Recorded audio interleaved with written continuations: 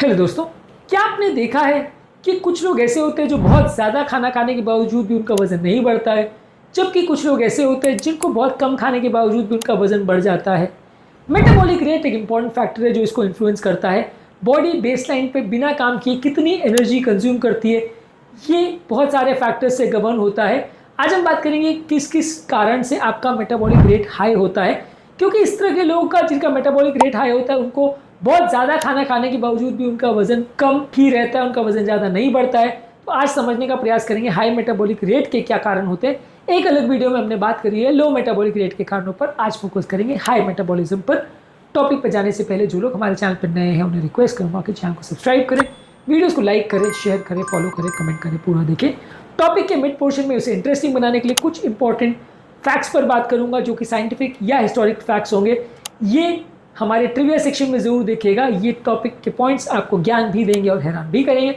और यदि आप टॉपिक के एंड तक बने रहते जो कि मैं आप जैसे हेल्थ अंक से एक्सपेक्ट करूंगा, तो मैं आपको देंगे कुछ प्रैक्टिकल यूटिलिटी के पॉइंट्स जो इस टॉपिक से मिली इन्फॉर्मेशन को डे टू डे लाइफ में यूटिलाइज करने में आपकी मदद करेंगे। तो चलिए शुरू करते हैं मेरे साथ ये हेल्थ का सफ़र। सबसे पहले जेनेटिक फैक्टर्स पर डिपेंड करता है। कुछ लोग का जेनेटिकली ही मेटाबॉलिज्म ज़्यादा होता है, कुछ इनहेरेंट कंडीशंस की वजह से लोगों का जेनेटिक मेटाबॉलिज्म रेट अलग हो सकता है, किसी का ज़्यादा किसी का कम।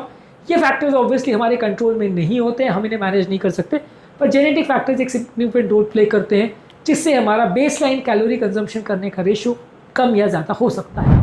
मसल मास भी एक इंपॉर्टेंट फैक्टर है। यदि किसी व्यक्ति का बेसलाइन मसल मास ज़्यादा है तो ये मसल बिना कुछ काम किए भी ज़्यादा कैलोरी खाती रहती है, जिसकी वजह से आपका मेटाबॉलिज्म बढ़ जाता है। अगर आपका मसल मास ज़्यादा है तो थोड़ा बहुत काम करने के बावजूद भी दिन भर ये मसल कुछ ना कुछ खाना खाती रहती है, जिसकी वजह से आपका मेटाबॉलिज्म में लगभग 10-15% तक का इजाफा देखने को मिल सकता है। जितना ज़्यादा मसल मास होगा उतना ज़्यादा ये बेसलाइन में कैलोरीज कंज्यूम करती रहेंगी। इसके अलावा जो लोग रेगुलर एक्सरसाइज करते हैं, खासकर स्ट्रेंथ ट्रेनिंग करते हैं, हाई इंटेंसिटी इंटरवल ट्रेनिंग करते हैं, ये सारी चीज़ों का एक्सरसाइज करने के बावजूद भी मेटाबॉलिज्म पे इफेक्ट होता है और उनका ओवरऑल दिन भर का कैलोरी कंजम्पशन ज़्यादा होता है। कुछ एक्सरसाइजेस में कैलोरी बर्न एक्सरसाइज करने के बाद तक भी चालू रहता है, इसको आफ्टर बर्न इफेक्ट बोलते हैं। ये हाई इंटेंसिटी एक्सरसाइज करने के बाद आपको कई घंटों तक ज़्यादा कैलोरी बर्न करवाते रहता है। इसके अलावा कोल्ड एनवायरनमेंट में अगर कोई रह रहा है, ठंडे प्रदेश में रह रहा है, तो बॉडी को गर्म रखने के लिए बॉडी ज़्यादा कैलोरी कंज्यूम करती है। यदि आपको कोई बुखार है, इन्फेक्शन है, ये सारी चीज़ें भी टेम्परली आपके मेटाबॉलिक रेट को बढ़ा सकती हैं। कुछ हार्मोनल फैक्टर्स जैसे ओवर एक्टिव थायराइड यानी कि हाइपर थायराइडिज्म ऐसी कंडीशन है जो आपके मेटाबॉलिज्म को बढ़ा सकती है।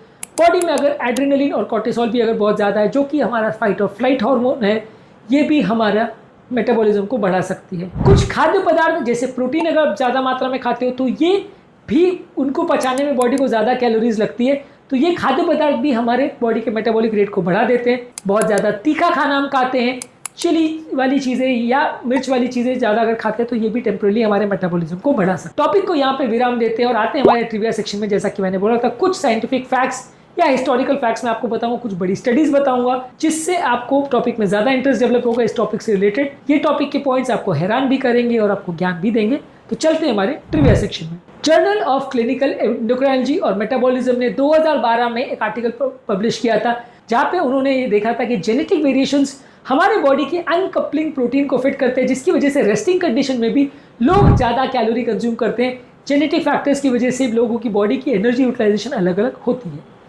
एक दूसरी स्टडी जो कि अमेरिकन थायराइड एसोसिएशन ने पब्लिश किया था एक रिसर्च में 2015 में, इन्होंने पाया था कि थायराइड लेवल अगर किसी का कम ज़्यादा हो तो इससे हमारे मेटाबॉलिज्म में सिग्निफिकेंट फर्क देखने को मिल सकता है।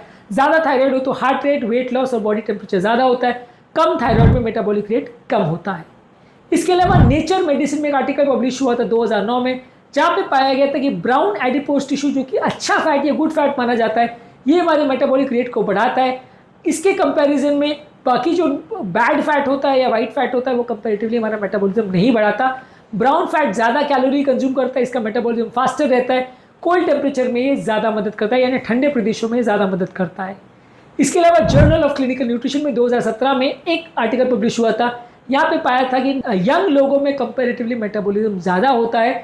जैसे जैसे उम्र बढ़ती चली जाती है, हर बीतते वर्ष के साथ या हर डेकेड के साथ आपकी मेटाबॉलिज्म में 10 से 20% तक का गिरावट देखने को मिल सकता है। हर डेकेड के साथ यानी हर 10 वर्ष में 10 से 20% का गिरावट देखने को मिल सकता है। इसके अलावा 2011 में जर्नल ऑफ न्यूट्रिशन में एक आर्टिकल पब्लिश हुआ था, जहाँ पे डाइट की वजह से प्रोटीन रिच फूड प्रोडक्ट जब आप लेते हैं तो आपकी मेटाबॉलिज्म को एलिवेट करता है। इसलिए प्रोटीन रिच डाइट ज़्यादा लेने वाले लोग की मेटाबॉलिज्म 15 से 30% तक बढ़ सकती है। इसके अलावा जर्नल ऑफ स्पोर्ट्स मेडिसिन में 2016 में एक आर्टिकल पब्लिश हुआ था जहाँ पे कुछ एक्सरसाइजेज जैसे हाई इंटेंसिटी इंटरवल ट्रेनिंग आपके मेटाबॉलिज्म को बूस्ट कर सकती है और इस तरह के पेशेंट्स में आफ्टर बर्न इफेक्ट होता है, यानी पोस्ट एक्सरसाइज ऑक्सीजन कंजम्पशन ज़्यादा बढ़ता है और ये कैलोरीज कई घंटे तक ज़्यादा कंज्यूम करते रहते हैं। American journal of clinical nutrition में 2011 में एक आर्टिकल पब्लिश हुआ था जहाँ पाया गया था कि कैफीन आपके मेटाबॉलिक रेट को बढ़ा सकता है। यदि आप चाय कॉफ़ी बहुत ज़्यादा लेते हो या कैफीन ज़्यादा लेते हो तो 10-11% तक का इंक्रीमेंट देखने को मिल सकता है। जर्नल ऑफ साइकोसोमैटिक मेडिसिन ने 2013 में पब्लिश किया था कि हमारे मानसिक तनाव से भी हमारे मेटाबॉलिक रेट पर फर्क पड़ता है। जितना ज़्यादा स्ट्रेस हार्मोन होगा, जितना ज़्यादा एड्रेनलिन बढ़ेगा, उतना हमारा मेटाबॉलिज्म बढ़ेगा। इससे हमारा हार्ट रेट, ब्लड प्रेशर और मेटाबॉलिक रेट टेम्पररी बढ़ जाता है। लॉन्ग टर्म इसके बढ़ने से आपका ओवरऑल कंडीशन बॉडी की बिगड़ती है, फ़ायदा नहीं होता है। ट्रिविया सेक्शन में बस आज इतना ही। आते हैं हमारे मेन टॉपिक पर जहाँ हम बात कर रहे थे कौन कौन से फैक्टर्स हैं जो आपके मेटाबॉलिज्म को बढ़ाते हैं। स्टिमुलेंट्स जैसे कैफीन, निकोटीन और कुछ मेडिसिन जैसे इफेड्रिन, ये आपके ब्रेन पर ऐड करके आपके मेटाबॉलिज्म को बढ़ाते हैं। इसके अलावा बच्चे जब छोटे होते हैं या यंग एज में होते हैं तब उनकी मेटाबॉलिक रेट ज़्यादा होती है, उम्र के साथ मेटाबॉलिज्म कम हो जाती है। प्रेगनेंसी और ब्रेस्ट फीडिंग करने वाली फीमेल्स में भी कंपैरेटिवली मेटाबॉलिज्म ज़्यादा रहता है। थायराइड की कंडीशन में, मेडिकल कंडीशन में भी मेटाबॉलिज्म ज़्यादा रहता है। इन्फेक्शन, फीवर, बर्न्स और कैंसर भी हमारे सिग्निफिकेंटली मेटाबॉलिज्म को बढ़ा सकते हैं। तो बेसिकली ये सारे वो तरीके हैं या ये सारे वो इश्यूज़ हैं जहाँ पे आपका मेटाबॉलिज्म नॉर्मल से ज़्यादा रहता है। क्लास में मैंने आपको बताया था कि कुछ प्रैक्टिकल यूटिलिटी की बातें करूँगा जो इस टॉपिक से मिली इन्फॉर्मेशन को आपकी दिनचर्या में यूज़ करने में मदद करेगी। तो जैसा कि हमने डिस्कस किया, जेनेटिक फैक्टर्स आपको इनकरेज करते हैं या जेनेटिक फैक्टर्स इन्फ्लुएंस करते हैं आपके वेट मेटाबॉलिज्म को। यदि आपका जेनेटिक फैक्टर खराब है या आपकी फैमिली में कई लोग मोटे तो आपको ज़्यादा मेहनत करनी पड़ेगी। यदि जेनेटिक फैक्टर्स अच्छा है तो आप अपनी रियलिस्टिक फिटनेस और वेट गोल सेट कर सकते हैं अपने जेनेटिक्स को समझ के। अपने फैमिली हिस्ट्री और अपने फैमिली में कितने लोग मोटे पतले हैं और जेनेटिक एनालिसिस करके उसको आप बेटर वे में यूटिलाइज कर सकते हैं, जिससे एक साइंटिफिक अप्रोच आप बना सकते हैं वजन को कम करने के लिए। इसके अलावा अपने डाइट को मॉडिफाई कर सकते हैं और प्रोटीन वाली चीज़ें ज़्यादा खाइए, इससे आपका मेटाबॉलिज्म बढ़ जाएगा क्योंकि इनको पचाने में बॉडी को ज़्यादा हीट लगेगी। तो ज़्यादा प्रोटीन वाले मील्स को बार बार खाने से आप अपने मेटाबॉलिज्म को बढ़ा सकते हैं। इसके अलावा एक्सरसाइज के लिए जो टाइम देते हैं उसमें हाई इंटेंसिटी इंटरवल ट्रेनिंग को जरूर करिए। इसमें कुछ सेकंड बहुत अग्रेसिव दौड़ना पड़ता है, फिर थोड़ा धीरे चलो, फिर थोड़ा अग्रेसिव दौड़िए। इससे एक आफ्टर बर्न इफेक्ट होगा जिसकी वजह से आपका मेटाबॉलिज्म दिन भर बढ़ा रहेगा और आपके मेटाबॉलिज्म बढ़ेगा तो वजन जल्दी कम होगा। इसके अलावा मसल बिल्डिंग करिए। मसल बिल्डिंग आप करते हो तो आपका लीन बॉडी मास बढ़ता है।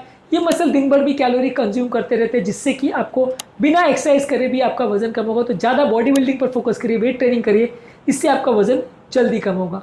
इसके अलावा मानसिक तनाव को कम करिए। जो मानसिक तनाव से ज़्यादा पीड़ित रहते हैं उनका वजन बहुत ज़्यादा बढ़ता है, इसलिए मेंटल स्ट्रेस को कम करने के लिए yoga, meditation, deep breathing exercise करिए। यह आपके स्ट्रेस हार्मोन्स को कम करेगा जिससे आपका एक हेल्दी मेटाबॉलिक रेट रहेगा और आपकी बीमारियां बहुत ज़्यादा नहीं आएंगी। हाई मेटाबॉलिक रेट के कारणों को समझना ज़रूरी है क्योंकि ये आपकी हेल्थ को कैसे अफेक्ट करता है ये आपको पता होना चाहिए। मेटाबॉलिक रेट आपके वेट को, आपकी एनर्जी लेवल्स को और आपकी ओवरऑल हेल्थ को अफेक्ट करता है। यदि ये वीडियो आपको इन्फॉर्मेटिव लगा हो तो अपने फ्रेंड्स, फैमिली, रिलेटिव्स जो वजन कम करना चाहते हैं या इस बारे में समझना चाहते हैं उनके साथ ये वीडियो को ज़रूर शेयर करिए।